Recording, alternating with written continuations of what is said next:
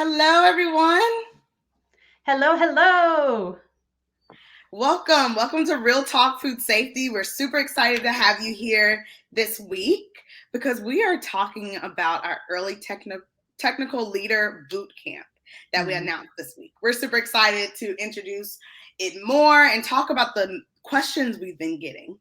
And we know it's a mouthful, but that's why we wanted to talk about it today, because this is something new that our industry hasn't seen before. And that's why we're here, because we don't have it and we need it. And Yes. so with all the questions that have been coming in, we thought, let's just dedicate this time to talk more about that. So Yes. I'm excited that we're going to be able to do that and get some feedback and comments from people. So Yes, absolutely. So use the comments to ask questions. We do go back and look at the comments. So if you're watching on replay, use hashtag replay. If you're watching live, use hashtag live. But we love to see your comments. We love to see your input.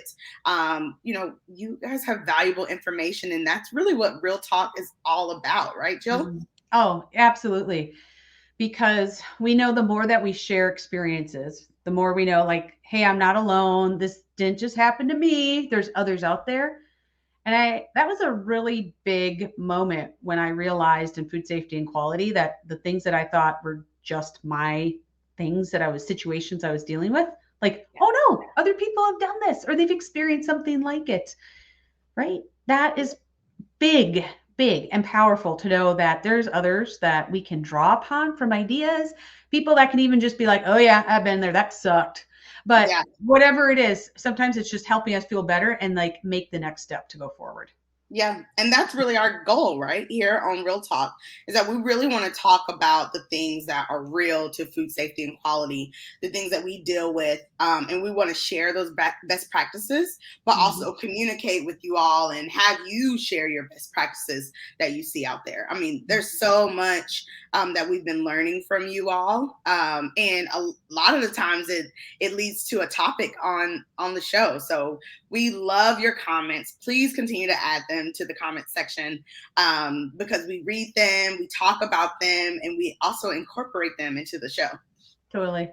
Well, and I know last time we've had a couple glitches sometimes with comments coming through. So if you're out there right now, we don't see any comments coming through, but feel free to share with us, like, where are you calling in from? And I was laughing with Tia earlier because I'm like, I am so burnt out on my normal breakfast. So if you have ideas on like what you're having for breakfast these days that you're loving, please put that in the comment because I would love to know. Yeah, I need to shake it up a little bit. I love that. Okay, and then for people who's putting in what you have for breakfast, I don't eat eggs. So, except for boiled eggs, which a lot of people feel like that's weird. But I don't typically eat eggs. I don't eat anything other than boiled eggs. So for me, breakfast is hard because most of the dishes and elaborate dishes, they have some type of scrambled egg component to it. So if you have something out there that is not egg focused, please let me know. So does that mean you're more on the side of like what, waffles, pancakes? Like, what's your thing? Yeah, like pancakes. If I'm gonna make breakfast, like it's pancakes, or if I eat a Chick-fil-A, it's chicken biscuits, or something like that. But other than that, I do eat cereals. I like grits. I'm from the South, so if you're from the South, shout out.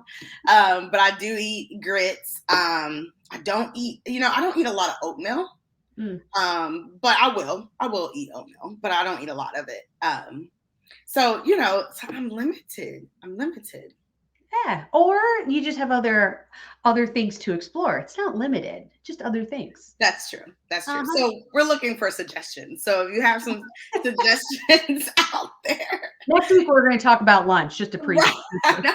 This is what happens when we schedule Real Talk during lunchtime, right? Because like food is on our mind. I'm surprised that it took us 8 episodes to really dig into food in general, because like eating food, right? Because lunchtime. I know people are out there snacking.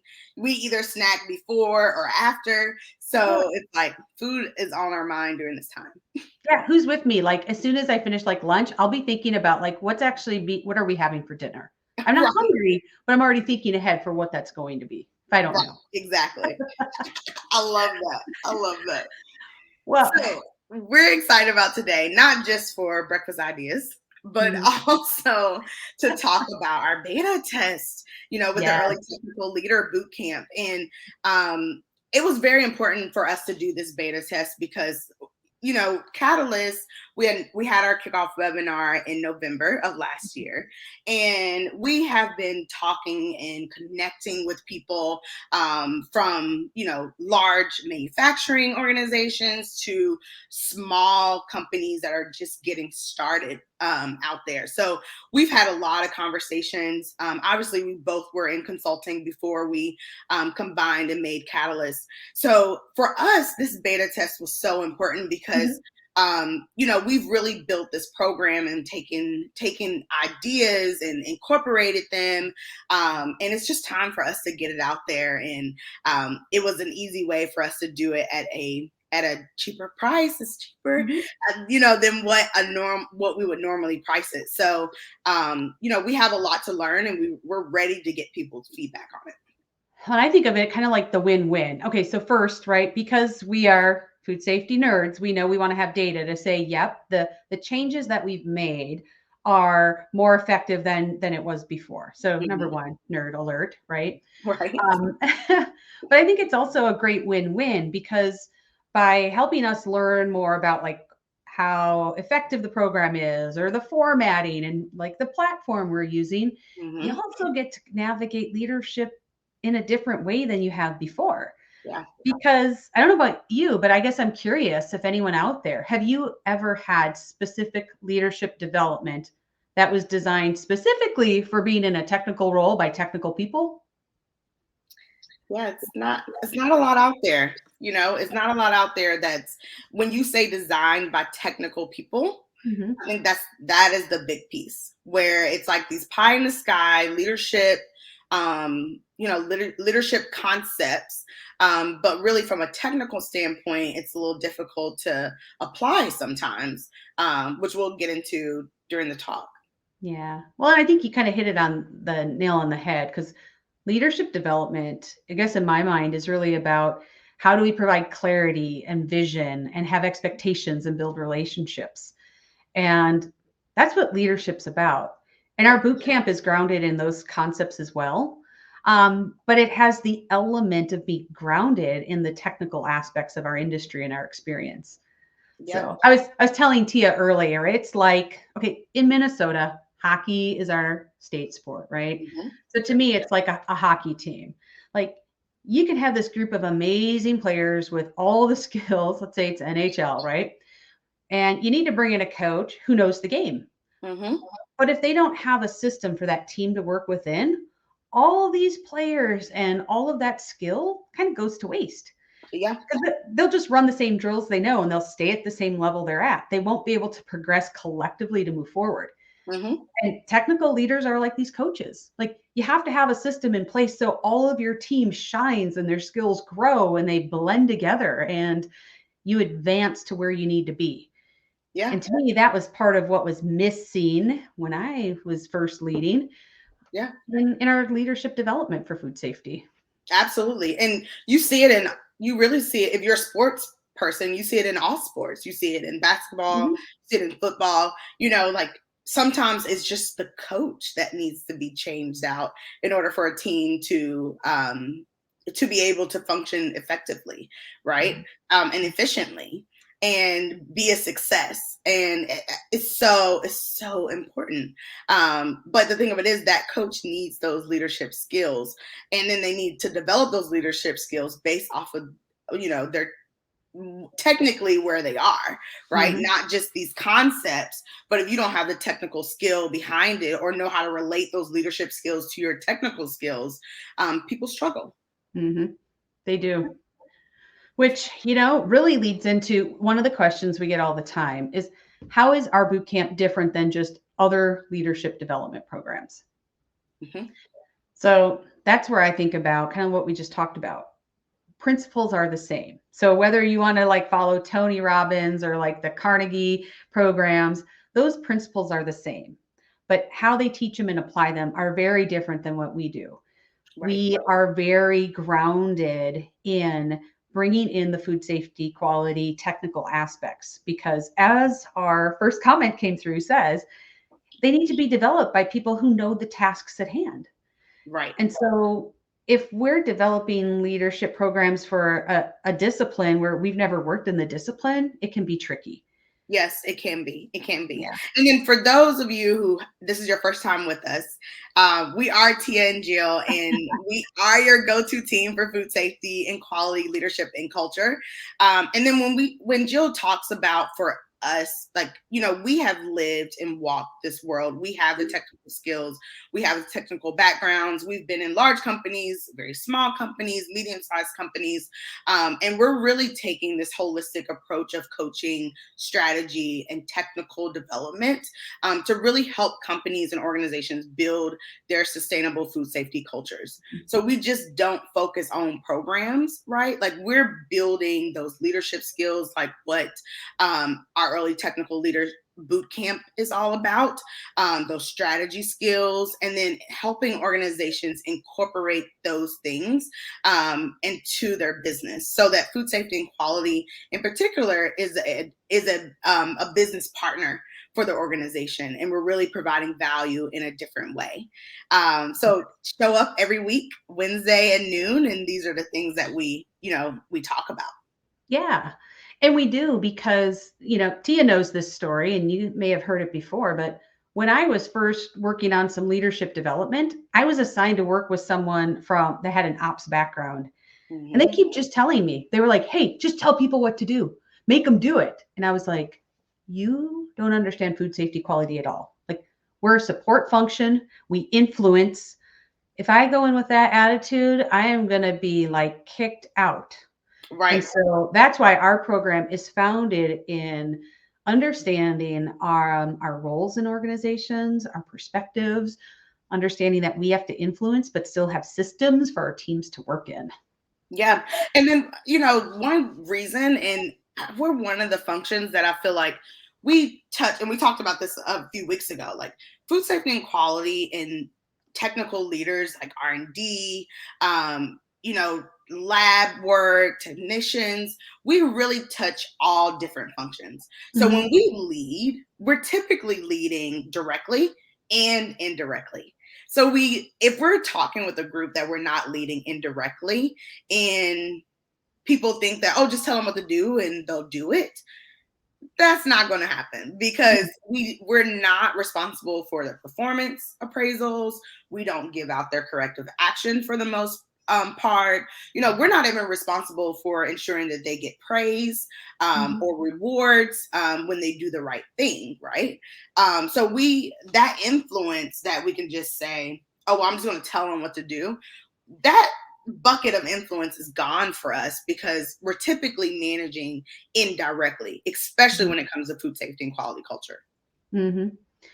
Very much so. And that's part of what I love about our program because we recognize that we have that direct and indirect Hmm. influence. And so we look at all those parts so that for you as a leader or someone on your team that you're like, gosh, I wonder if this would be helpful for them.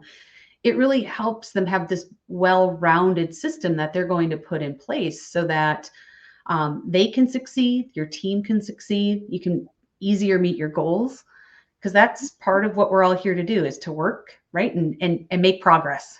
Right, exactly. Yeah, Mhm. I love the comment too, like been in the arena for 20 years and leadership development in this area is needed. Absolutely. And I would say, Jill is really a pioneer in this area, especially around, technical leadership.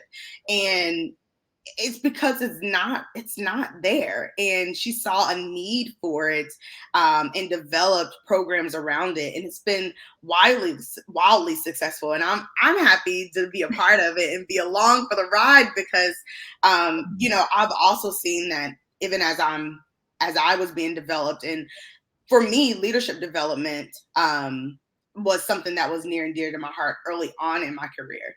So I Mm. was looking for those opportunities early on. And unfortunately, because this area doesn't really exist as much in my area, right?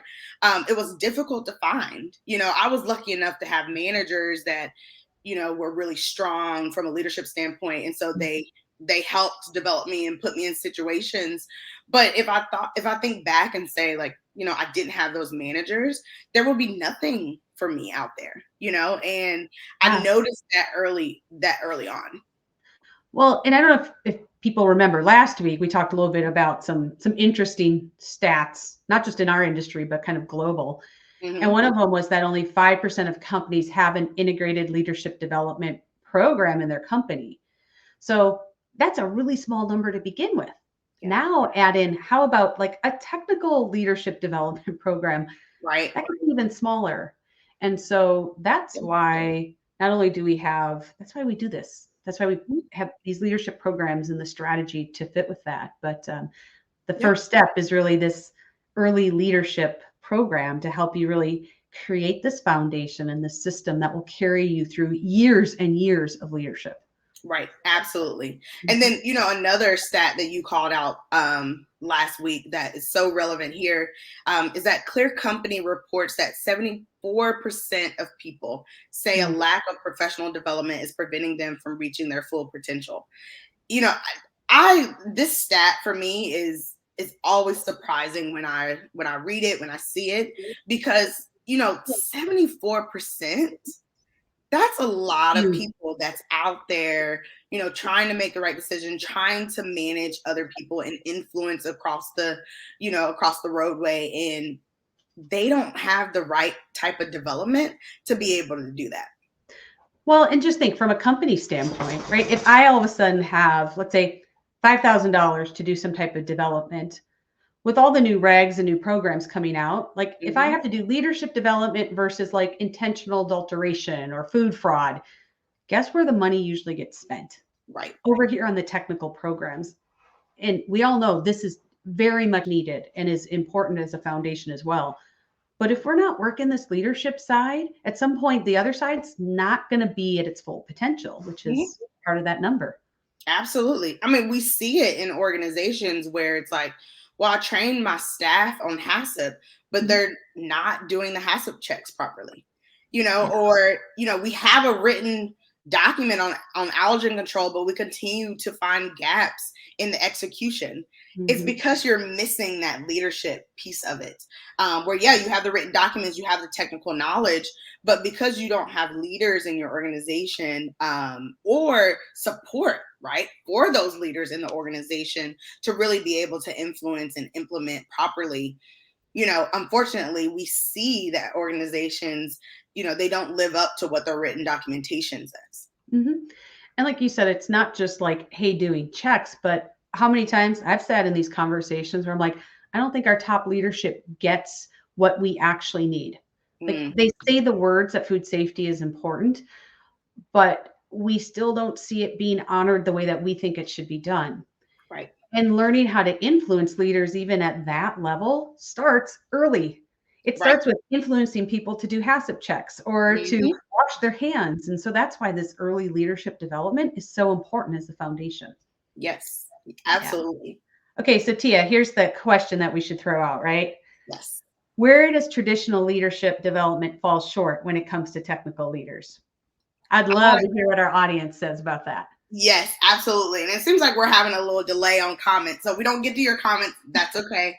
We always go back and answer comments Mhm. even after the show. So please leave your comments and answer the questions that we throw out, and add your viewpoint, because you'll see us coming back later today answering. Yeah.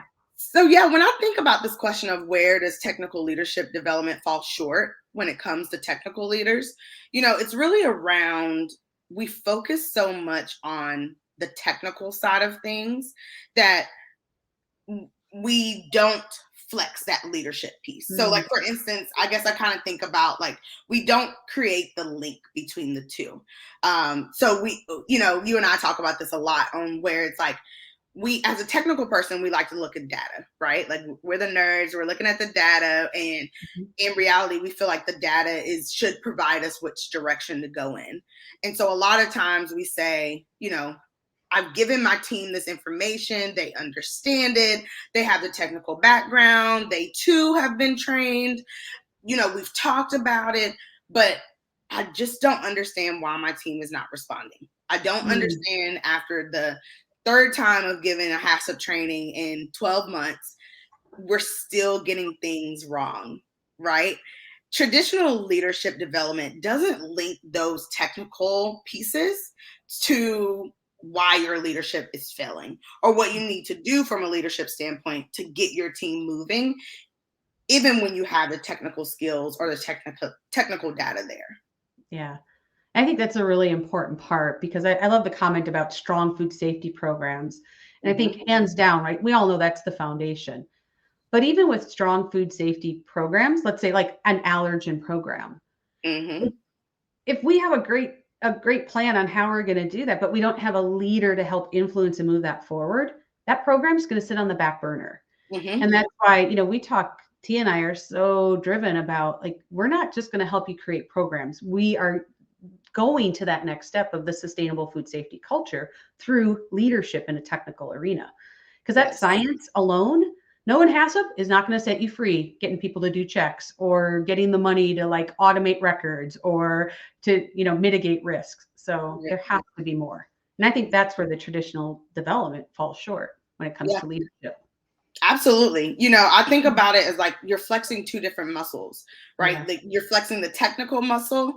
That's when you developing your programs, you're making sure they're sound, you're making sure that people can complete them, you're making sure it makes sense if you have to explain it to a regulatory, a regulatory body, or you need to explain it to consumers, right? On how you're protecting the food. Versus on the leadership side, that's a different type of muscle. That's when you are trying to influence others to do the program, or you're trying to figure out what roadblocks are there. For me, my way of leadership is servant leadership, and a huge piece of servant leadership is removing barriers for your team. And so for me, I think through an example at an organization where we had a lot of label changes, and we had a robust label check at this particular organization on this particular line, because we changed labels so much. So if you did your label check properly, we will always have the right label on the line. But we know sometimes we don't. And Humans. right.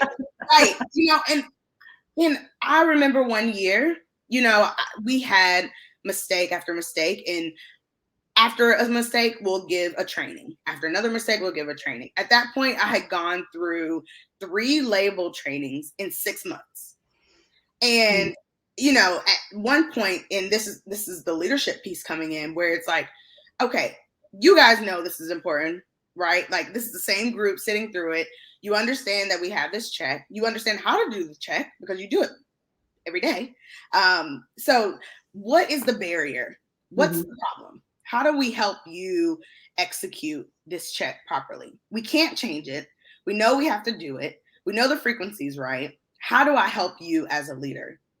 And I remember that last training, we went through the top pieces, but we spent a lot of time just talking through what is the barrier? Why are we having these issues? We understand why it's important. And some really great things came out of that discussion, where it's like, well, sometimes a new label get brought to the line too soon before we do changeovers, and I get confused on which one to use. Or, this trips me up, where our logistics team, they had been going through changes that we hadn't talked about, right? And so they're bringing out too much material, or I get confused, or what happens if someone's training, all these barriers kind of came out, where again, if they do the check, it's going to be fine. But the thing of it is, they're not just doing a check on the line. They're running Mhm. the line. They are answering calls. They're making sure, puddles aren't forming. They're making sure their equipment's not working properly. So, our operators are not just doing the checks for us. They're also doing a full-time job. Um, Yeah.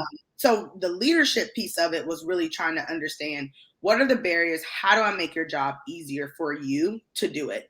And Mhm. that's a different muscle than walking through how to do the HACCP check over and over and over again. Yeah, and I think that's a really great example of, like, even when you have a solid program or a solid SOP in place, like, without the leadership part, that's where things break down. Mm-hmm. And that's why I like that our boot camp talks about, I mean, right, we talk about mindset and feelings and building relationships and taking time with your team on a regular basis, which a lot of people do one-on-ones, but like a little bit different one-on-one. Because Right. the one-on-ones that I learned early on was really all leader driven on how my performance was. Really the Mm-hmm. one-on-ones that we advocate and we teach are about, like, the human side of getting to know someone and some of their motivators. And those are very different aspects of that leadership muscle versus that technical muscle. Right. Exactly. Exactly. Mhm. So we really like to blend those together so you get both, because we already know you know how to use the technical muscle. We'll help Mm-hmm. add to that, but we're also going to blend these in so you have that foundation and system that you can work in. Yeah, absolutely. Mhm. So our third question that we're kind of throwing out there is, what will people get out of the boot camp? That's something that we get asked all the time, right? Mhm. Like, what am I going to get out of it? What are my people going to get out of it?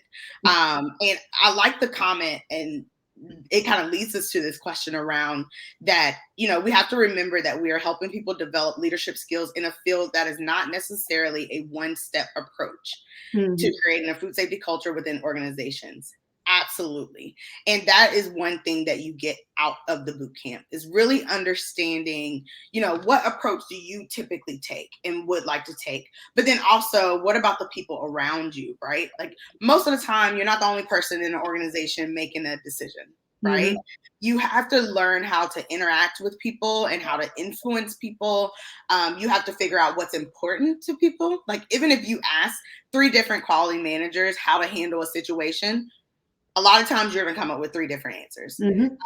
But it's the collaboration piece to say, like, oh, okay, well, I've been there, I've seen this worked well, this didn't work well, to come up with the best type of answer. That collaboration piece is key. And Yeah. that is leadership skills, right? Yeah. And when people ask, because I do get that all the time, what will I get if I join boot camp? You are building your own leadership system. Mm-hmm. That way you can have success, people around you can have success. Yep. It's really like the GMPs of leadership and food safety and quality. We Mm-hmm. all know without the GMPs, all the other work could be as wonderful and as solid and mitigate as many risks as possible. But those basic GMPs, if they're missing, everything's a house of cards. Right. And so that is really what boot camp gives you, this system, because believe it or not, everybody likes to have structure. Some like Mm-hmm. more structure, more flexible structure, some like rigid structure, but we all like to have a system that we know what to expect. So that way we can be consistent, we can build the success that we want. Right, absolutely. And if you're someone that's like, well, do I really need the system Mhm. for myself? The answer is always yes, because you're working with other people. And Mhm. you want other people, especially that you're trying to influence, understand what your system, what your values, um, what to expect from you, because they need to trust you, right? Mhm. We did a whole episode around influential leadership. Those pieces come from you having a system in place to connect with other leaders, but also a system on building your values and Mhm. building how do you build your leadership system and own that leadership system, so others can see it and value it, and so that leads to success for yourself as well as the other people around you. Yeah.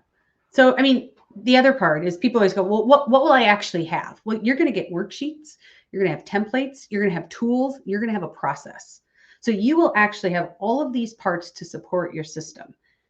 And along the way, you're also going to have, insights, and you're going to have new perspectives about yourself and how you're interacting with people, Mhm. and places where you get to really focus on your own attitude, beliefs, values, and how that's affecting kind of how you're interacting with people. Mm-hmm. And so it really is holistic for the well-being of not just technical and workload capacity. Yes, that's a part of it, but as part of a tool to help you understand all the other parts that come with it around leadership. Yep, absolutely. Absolutely. And, I love it in the sense that also a part of boot camp, you have this group coaching session where there's so many times that you're thinking to yourself, man, I just wonder how other people do it. Right? Like, I love it that we have these group sessions available because it allows you to connect with other people and kind of bounce ideas off of them. And as you're thinking about your values, I mean, think about how many times like you're like, I'm over here, I'm writing down what I'm supposed to be writing down. And then you hear someone else say, oh, this is the way I think about it. And you're like, oh yeah, yes, I should think about it that way. Or let me add on. That's what I love best about this boot camp is that we really offer different ways to connect with not just ourselves and our company, right? But also other people, other leaders out there. Well, and I love it because when we have people who've gone through it, they're like, oh, I wish I would have had this when I first started. Mm, Because right, they went through years of struggling to figure out how to balance things, how to be more influential. And so really with boot camp, I mean, you get the system in place, it's 12 weeks. And yes, it's the parts that you need to practice, but it's faster and easier than trying to do it on your own. right. Mhm. Absolutely. It's really a roadmap for you. And if you are someone that's been in leadership for a while, it's really a reminder for you. Mhm. We all have been in a leadership position for a while and we start to get comfortable and we stop building relationships. And even if you've been in a role for a period of time, think about the change that's around you. Have you connected to the new operations lead? Have you connected to the new maintenance lead? Have you connected to sales? You haven't talked to them in a while, right? You did when you onboarded, but now you haven't talked to them at all. But we know that change is happening around you. We found that leaders that's been in a role or a similar role for a long period of time, if they're not intentional about it, they kind of Mhm. lose. They kind of lose the leadership piece of it because they get comfortable.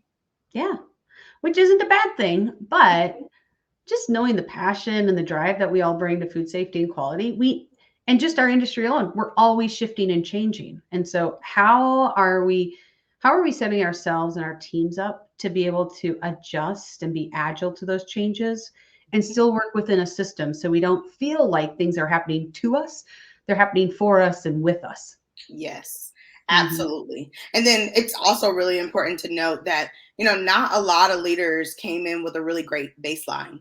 So Mm. you may be a leader for, 5 years or 10 years, but you really didn't get the right type of baseline to make your job easy, right? I Um, know. I always give Tia a hard time because I'm like, you started with big food. I'm not right. Who had some good systems in place? Like, man, that would have been so nice to have. But instead, I started with a company. Great company, right? But they didn't have that focus on people development and helping set you up for success. So it was like sink or swim. Just right. jump in and try to go do. Right, exactly. And I was just lucky too because of the location I was in. If I had have started in a different location, I probably would have a different experience, So it's like, and sometimes you don't know what you don't know. Yeah. So being able to connect with, you know, other people that maybe have had a similar background or a better baseline around leadership or a worse baseline, right? We really do learn from each other and grow. And that's 100% needed. And that's incorporated in the boot camp setup. Mhm. So one of the questions that people float over to us about the program too is like, well, why do people sign up, or why would they sign up somebody on their team for boot camp? Hmm. And T, I'm going to love to hear kind of what your perspective is. But to me, what I see is it's people who have the awareness that I want to do things different. I don't want to have to struggle as much. I want to set our team up for success. Yes. I've even had complex managers who have said, I know I don't have enough time to spend with my new food safety quality leader. I need someone who can partner with me Mm, because I want them to have success. I just know I can't do it all for them. right. Yeah, absolutely. We see that. And Mhm. then we also see situations where people have tried to do it on their own. Mhm. Like they knew they did not have the time, right? They knew they should have looked out for a partner to hold them accountable and connect with them. But for whatever reason, resources, money, time, we tell ourselves these things all the time. I don't have time to do it. I'll just Mhm. wait till next year. I'll put in the budget for next year. I'll fight for it next year because I have too much on my plate this time. I would Mhm. say the time is now because, we run into a lot of clients that's like, I've tried to do this over the last couple of years. I can't. People are burnt out. I'm burnt out as a Mhm. leader or someone who's trying to get my food safety and quality manager onboarded and leading at a level that I need them to lead at. I really, at this point, I really am out of options. So they come to us and they're like, we need this ASAP right now. And it's like a code red Mhm. situation, and it's funny. I see it all the time where people are saying, I don't have time, or, I, maybe I'm going to try to struggle through it myself because whatever reason. And we always hear back from those people because they're going to get to a point that they're completely burnt out and they need that partner. Yeah. And, because once again, quality nerds, but it's really about when I hear that, I think about it's quality costs, right? It's about will you proactively invest the costs to set you Mm-hmm. up for success, or do you want to be on the other side where you're reacting and like now it's like do or die? Like Right. I either have to make this work or like last week we talked about jumping ship, right? One reason people jump ship is I'm so overwhelmed and I don't feel supported, I'm jumping ship. Mm-hmm. Well, how can we look at that and reframe so we can be proactive to help set you up for success versus waiting for that? And that's about cost. So when companies say, well, I just don't see how it's going to help, okay, there are dollars related to this in terms of like even with coaching, there are studies that show ROIs of more than 5. And I think it's like 86% of companies say they get every dollar invested back and more. Yeah. So where else do you get a return on your money like that? Right. Exactly. When people come to us, they are at the point where their culture surveys have continued to go down, down, down on people Mhm, being burnt out. They don't have clarity on their roles. They feel mhm, like they don't have permission to make decisions. And they're really just not having fun at work and they don't want to be there anymore. So companies start to see large turnovers, or they start seeing mistakes or issues happening where they just can't get a handle on it. And now it's a code red. They're like, we need help right now because we're in the middle of a recall that we're trying to solve out, mhm, or we have lost half of our staff and need to onboard new people. We're afraid we're going to lose half the staff because we know that they're burnt out from the culture surveys that we've gotten back, and now mhm, we're trying to prevent it. Right? If that work had started a year ago, they'll be in a very different situation now. mhm, Our job is really to get them there as quickly as we can so that they can start reaping the benefits. And mhm, really, again, like we're not just here to provide this information and you go and you do. This boot camp is linked to our broader Catalyst programs. We're really here to partner with organizations and again integrate these technical and leadership development skills into the organization so that your food safety and quality culture is sustainable. So that means it's not mhm. just going to go away after a year or after your code red situation is over. People are still reacting to things properly in the future. Yeah. And that's the type of questions we get about boot camp. Like, well, why would I do it now? Why would it be good to sign my team up or individuals on my team? And really it goes back to that awareness of like, how are people actually doing? How is their well-being? how is your performance? Because those things are usually tied together, aren't they? Mhm. And so if we're not performing where we want to perform as a team or as an organization, then we need to dig under those layers and find out what are the things happening so we can really help remove those barriers and lift people up with us. Right, exactly. Yeah. Exactly. So with that, and we'll love to hear the comments, Hmm. hear from you in the comments. But Oh, when we talk about like removing those barriers and like those, really helping an organization build out their leadership development programs, Jill, thinking back in your career, what hmm. do you wish you had gotten out of leadership development programs or onboarding programs? Like T, I shared with you, when I started, I'm going to date myself a little bit, but there wasn't a lot of leadership development offered for people early in roles. Hmm. And you'd get the typical advice like, well, find someone that you admire and kind of like do the things that they're doing and look around you. And I wasn't in a spot where we talked about how do I step into being a better leader. And so what I was given or told at that time, and I'll take full ownership that I didn't proactively do more, but it was extremely passive. Like I was Yeah. supposed to just kind of figure it out and see as things came along, like, oh, that was a good example to follow, or oh, that leader totally messed that up. Like I never want to do that. But instead, I think about how my early years and even mid-career would have been so much different if that development would have been active, like Mhm. intentional and active on what we were doing, where we were going, how it was all fitting together in the bigger picture.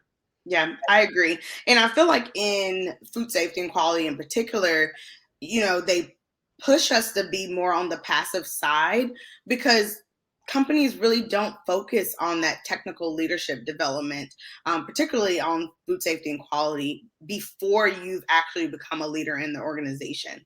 Mhm. Because it was the same for me, right? Like, my company's really focused on leadership development for other teams. Like operations almost always got leadership development. And it didn't matter if they were managing a team or not, they got that development so early on.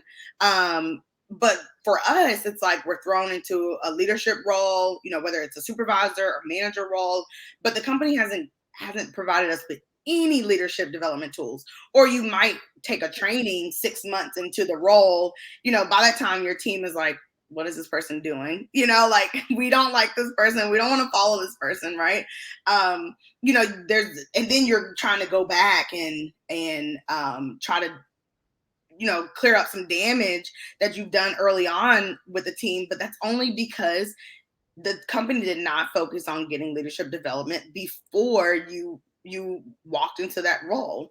And Mhm. I must say early on, I saw other functions get that leadership training, but I really didn't until I managed my first team. Which I think is a really interesting point because especially if we're leading food safety programs, right? There's always a food safety team, HACCP team, Mhm. food safety team. Right. And even when you lead a team, like a small, like a group like that, where you don't necessarily have direct reports, while that can be the perfect starting place to learn some of these skills, once again, it has to be active. So Right. instead of just like, well, hey, how did the meetings go? Like, how are you recapping with someone who's asking questions like, well, who's supporting that? Like, what led you to believe that? What did you notice when this type of conversation had? How did you handle that? What do you think will be coming next? And what do you need to do to get either in front of it or to help move it forward? Those Yes. are questions that are the parts from when I was developing in my leader roles were so much more helpful than not, than the passive way that I'd always been taught.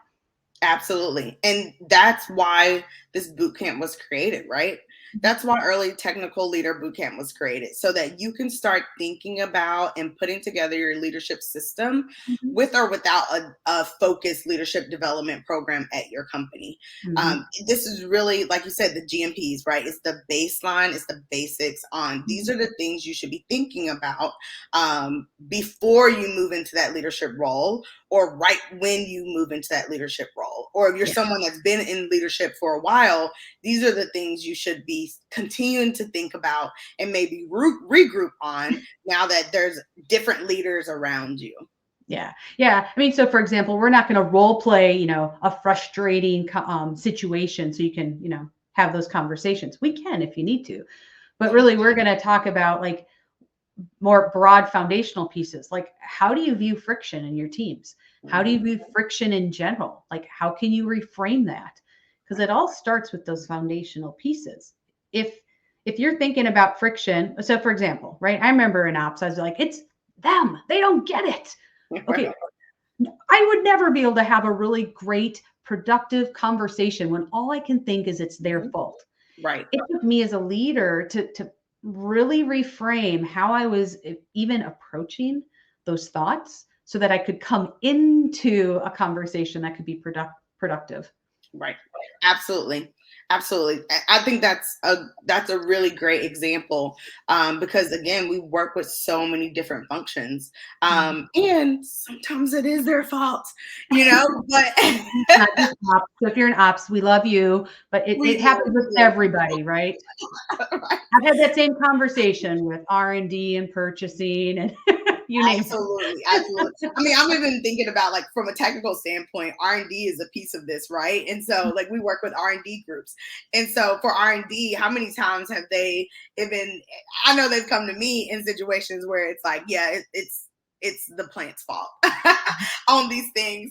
But but it's good to look at it from a different perspective to say, okay, how did I communicate to them? What did I leave out? How did I make it crystal clear?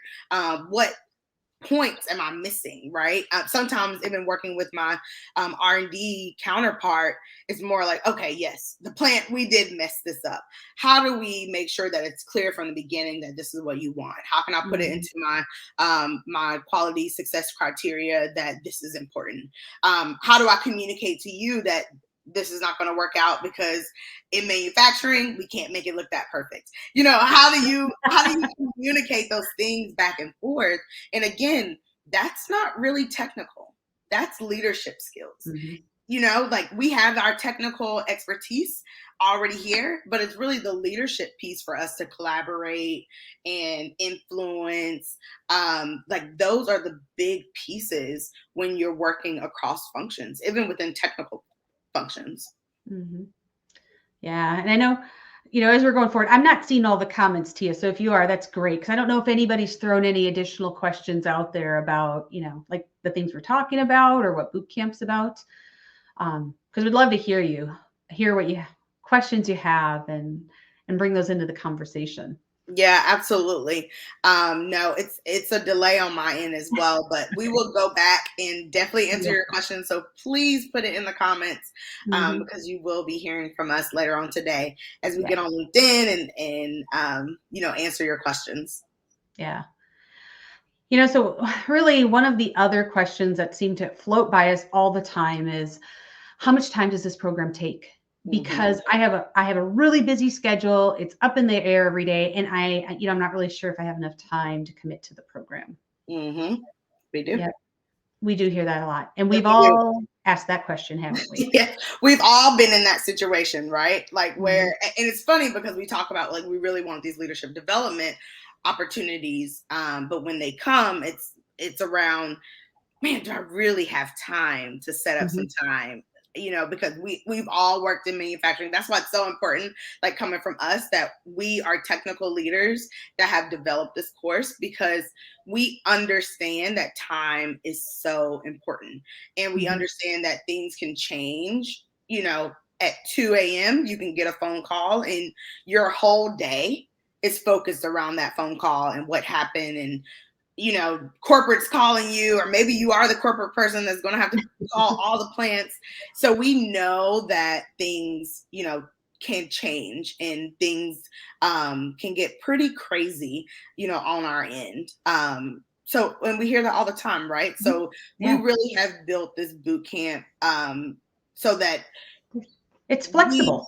it's flexible, yeah, and you could really take it, and use the time that you have, Mhm. to get through the boot camp versus like we're not letting it run you, right? Like we're not letting it dictate. These are the times you have to do it. These are the times that you must be online and you must Mhm. be at your desk, and you must be head deep for 4 hours a day. No, nothing like that. Because again, we understand because we've been in your shoes. Mhm. We know that things change, right? Yeah, and on top of that though, I think we all know we only get out of things what we put into it. Right. So if it's not important and you put it on the back burner, it's going to sit back there. So then the Mm, boot camp will do nothing for you. right. So you still have to be invested and committed to say, yep, things are going to come up, but for the next 12, 14 weeks or however long you want to extend it in terms of you're practicing every day, because that's what it takes. It takes practice Right. every day. What we do is we release new material every week that's on demand that you go through when it's timing is right for you. Hmm. And then we host group sessions so you can come and ask questions and learn from others. But it's really, you're the driver. If where you're at right now is not making you happy and it's painful enough that you're ready to make a change, then you'll do the work. Right. Um, so it's really about your schedule and how you want to manage it because right, we've all heard well, we know it's important to you and what priorities are based on what you've scheduled. Hmm. So kind of comes down to that. Absolutely, absolutely. And you can schedule it again based off of your own schedule. Mhm. And so it's like you can walk through these 12 modules. They're meant to go over 12 weeks. Mhm. And just schedule your time. The modules are short. They're very Mhm. short. So, schedule your 30 minutes. It's going to take you less time than that to watch the module, and we have a fantastic workbook to go along with Mhm.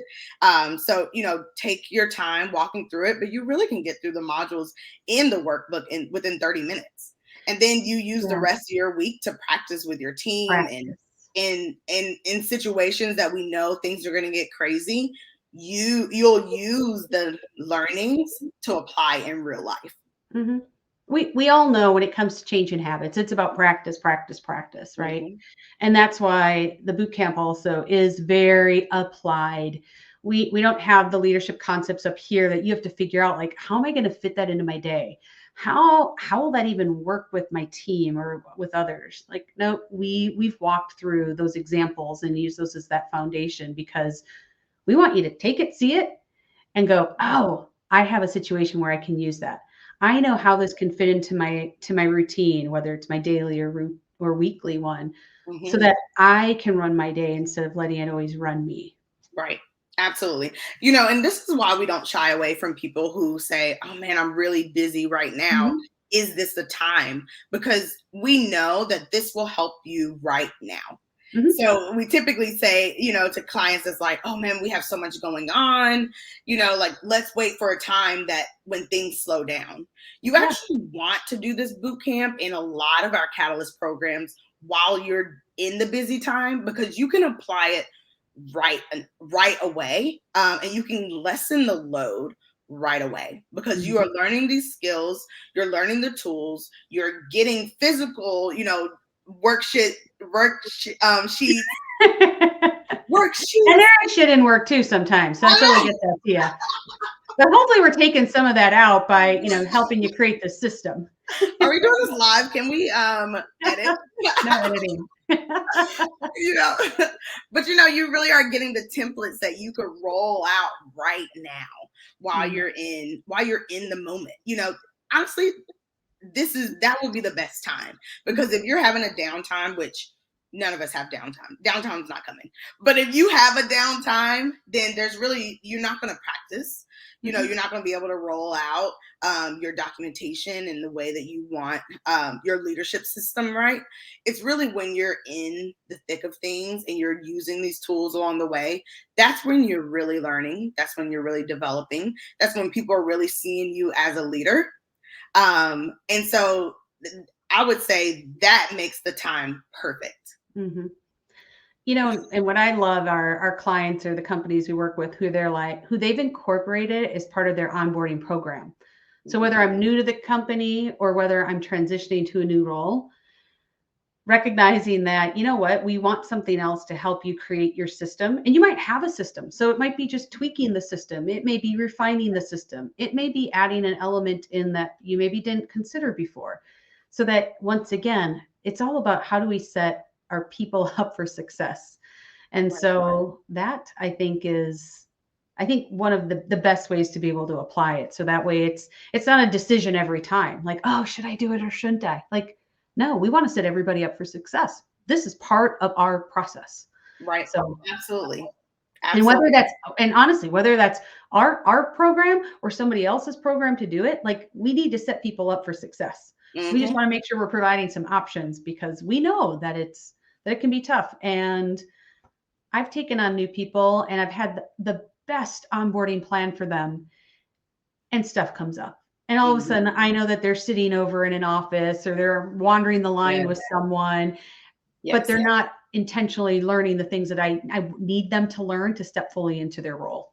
And that's a big piece, and we see that a lot. And the clients that are really looking for someone to help partner with them, to help onboard people who they just have so much going on, and they know they're going to sit there and not Mhm. really pick up what they need to. They're the perfect clients for this. Oh, yeah, And because we're all we about really helping them have recommend. ownership, right? Like, you Exactly. own your role. You don't wait for somebody else to tell you kind of where to go or who to go see. Like, yeah. Sorry, I jumped in on you, Tia. No, no, you're absolutely right. You're absolutely right. So it's so important, and this is the program that we recommend for them. Yeah. And so, as you're seeing things come through, we hope that by going through some of these common questions that we've gotten this week about what is this boot camp all about and like why would it even how and why would it provide value for someone I know? We hope this has been helpful. But once again, send us a comment, send us a message. We're happy to answer more questions. And even, right, we're always we always operate that more perspectives are better. And so the more we hear about things that you've seen work and that help add value to our industry, we want to know that too. Yeah, absolutely. And if you're interested in the program, Mhm. reach out to us. We're putting our email up, and you can just directly email hello at Food Safety Catalyst or reach out to us individually. We would love to enroll you in our beta test. It's really the best time for it from a financial standpoint, but then also we really have some in-depth questions that we really want to get from the group. So Mhm. we would love to have you a part of it. Yep, it starts March 14th with the first group session on March 17th, runs for 12 weeks, and it's 50% off, about 50% off the normal program price Yes, because we want to have the right people coming through the beta program with us so we get the right feedback and know how it's working. So we'd love to absolutely. have you if you're interested. Absolutely. And if you're watching on replay, you will see that, like Corey said, there will be no edits. It is live. So, I wish I could no, see the comments, darn it. I know. I know. I just saw Corey's come through. But yes, if you're watching on replay, reach out to us, because we can get you signed. You signed up. If you have a group that needs to go through it, let us know. We're still signing people up even outside of the beta testing. But our March 14th start date, is when we start the beta testing. So we'd love to get you signed up. Yep. And if you're thinking, gosh, I don't know if my company would pay for this, send us an email. We even have a letter drafted that requests sponsorship from your company that outlines what you get, why it's important, and what it means to you. Well, you add Absolutely. that part in, but we give the other parts. So, Yes. Yes. And why it would be beneficial for the organization. mhm, absolutely. Well, I think we've covered quite a few different areas We today. did. So, We did. And we always enjoy this hour with you all. Thank you so much for being on Real Talk with Tia and Jill. We're super excited to see you all next week. You will see what the topic will be for next week, which we're super excited about. mhm. But we will go back and look at the comments and answer any questions that you have, as well as, even take from your comments, right? Like, this is how we develop our topics. So if you have any topic suggestions, please also add in the comments, and then check us out on YouTube, our Catalyst channel. We put all of our episodes up on our YouTube channel. Yes, we do. Well, have a great week, everyone, and we will see you next week. Thanks for Bye, being here. everyone.